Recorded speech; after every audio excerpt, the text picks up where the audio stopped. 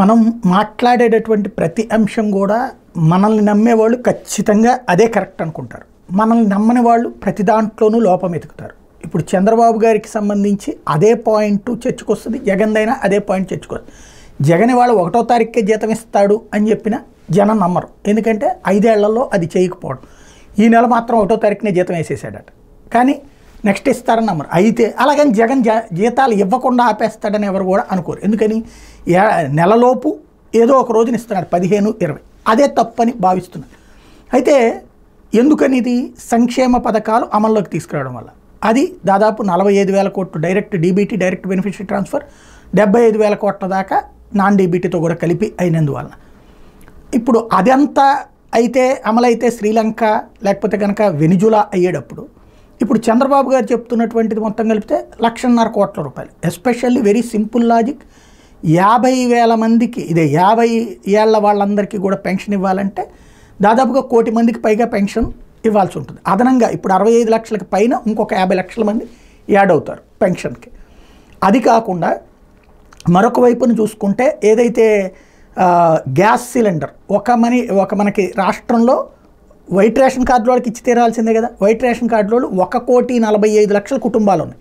టోటల్గా ఉన్నటువంటి కుటుంబాలు 1,65,00,000 అయితే అందులో 1,45,00,000 మంది వైట్ రేషన్ కార్డు హోల్డర్స్ ఉన్నారు.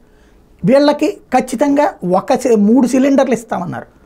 అంటే ఒక గ్యాస్ సిలిండర్ 1,000 రూపాయలు చొప్పున వేసుకుంటే 1,40,00,000 ఇంటూ 1,000 రూపాయలు, 1,40,00,000 ఇంటూ 1,000 రూపాయలు చొప్పున 3 సార్లు ఇవ్వాలి. ఇవి భారీ అమౌంట్. అంటే ఇట్లాంటి ఈ రెండిటి చూస్తేనే దాదాపుగా ఒక 30,40,000 కోట్ల రూపాయల బడ్జెట్ అదనంగా అవసరం అవుతుంది ఏడాది.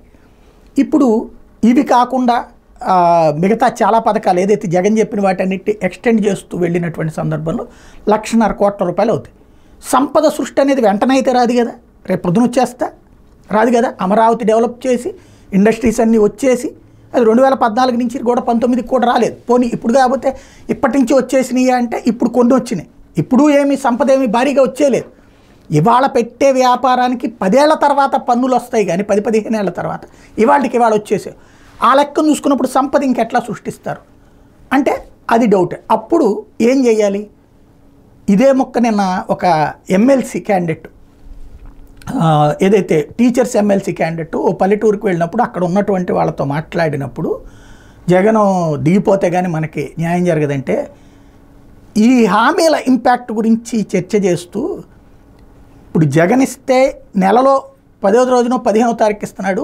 చంద్రబాబు పథకాలు అమలైతే మనకు 3 నెలలకు ఒకసారి జీతం వస్తుందా, 3 నెలలకైనా సాధ్యమేనా అన్నటువంటి పాయింట్లు లేవనెత్తారు. ఇప్పుడు అది చర్చలోకి వెళ్తుంది. అయితే అంత మాత్రాన ఉద్యోగులందరూ జగన్ కోటేస్తారన్న అమాయకత్వం నాకైతే లేదు.